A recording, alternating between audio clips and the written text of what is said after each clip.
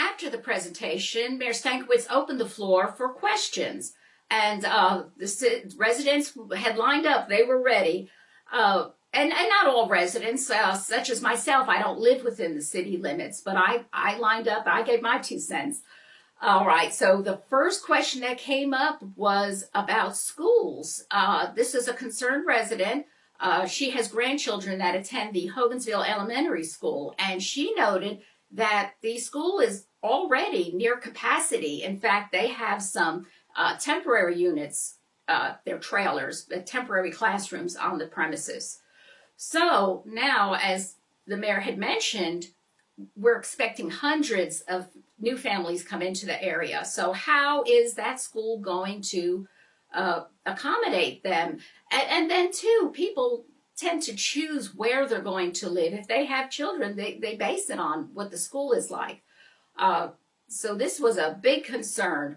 Well, it turns out the city officials are already working with the Troup County school system on how to accommodate an influx of new children. Mayor had a meeting with the Troup County Center for Strategic Planning Incorporated. And this company, that's all they do. They strategically plan for upcoming changes. And as you know, if driving around LaGrange and such, all of Troup County has really grown. And Hogansville is prepared to grow along with it.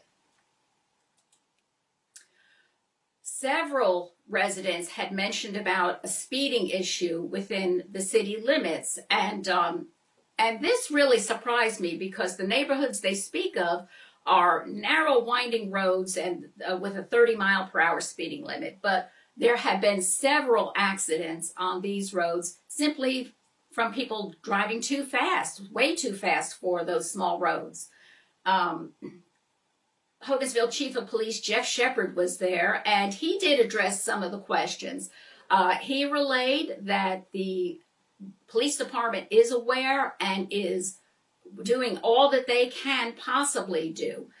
They set up on some of these roads, they run radar, they pull over a lot, they give a lot of tickets, but the whole thing is that they need to be there at the same time the speeding car is. So that's a little difficult, but they are addressing the matter to the best of their ability. One suggestion was placing speed bumps in these areas. And as I said, that the speed limit is only 30, and there are stop signs along most of these roads.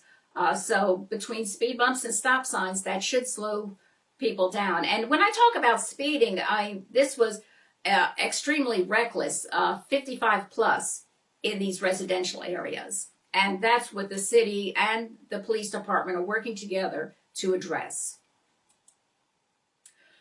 The question of broadband internet was brought up again. And we know this is a nationwide issue. Our president has commented about how something needs to be done where internet is accessible and affordable for all citizens.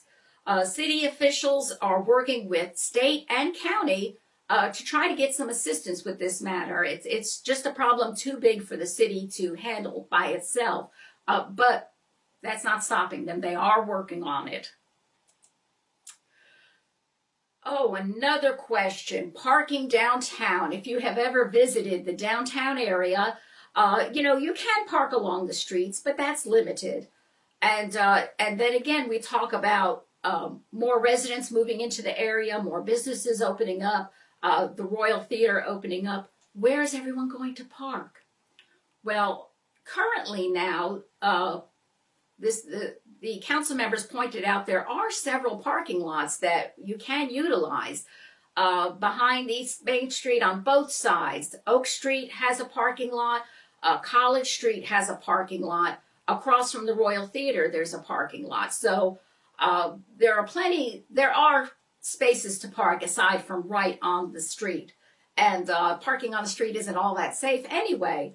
And Calvin Hitt Memorial Park has a parking lot as well. But as I said, with the city growing, we're going to need more. So they are looking at other options, perhaps multi-level parking or something. If you have a suggestion, again, go to that website, www.cityofhogansville.org. Use the contact us